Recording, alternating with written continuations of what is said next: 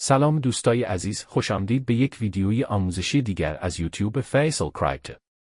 در این ویدیو یاد میگیریم چطور به سادگی استار تلگرامی بخریم.